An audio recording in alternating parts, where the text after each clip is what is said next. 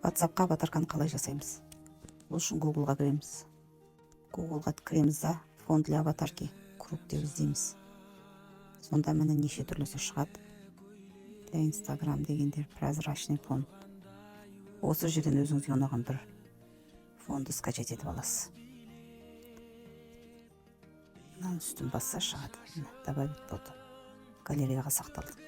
Google-дан жүктеп алған немізді, фонымызды мына жерде PNG форматқа келтіріп аламыз. Мынаған кірдік, мына жерде үстінде фото тұр, сол жерге кіріп, мына суретті.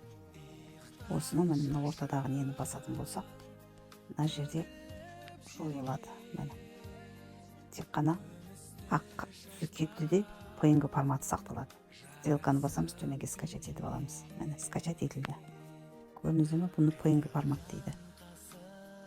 Енді PicsArt-қа кіреміз, плюсті басып, плюсті басамыз, міне мынау ақ фондағы нені аламыз. Кругты. Енді астында добавить фото деген тұрады, соны басып,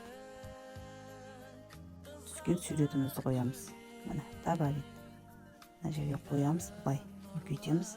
Мына выразить деген тұр, выразитті басамыз, человек дегенге бассақ, тек қана адамды бізге ойып береді. Міне готово. Мынаны кругқа кішкене келтіреміз. Ортасына. Енді тағы да добавить фото деймізді. Жаңағы PNG форматты қоямыз үстіне. Міне. Мынаны былай үлкейтеміз. Мынамен бірдей жасаймыз астыңғы. Енді мына үстінде өшіргіш тұр, сол өшіргішті басамыз да. Қолымызды, басымызды мына кругтың бер жағына шығарамыз. Мынаны бүйтіп өшіреміз. Өшті. Мына нені басамыз, галочканы. Готово дейміз. Үстінде стрелка тұр, стрелканы басамыз, галереямызға жүктеледі. Біздің абамызға сурет дайын. Галереяға кіреміз. Галереяда мінекей.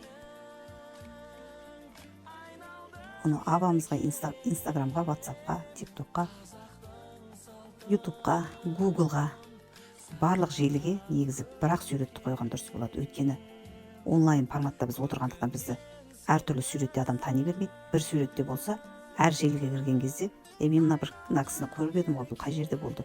TikTok-та болған екен, Instagram-да болған екен, YouTube-та болған екен деп бір сурет арқылы сізді көбісі есте сақтап қалатын болады.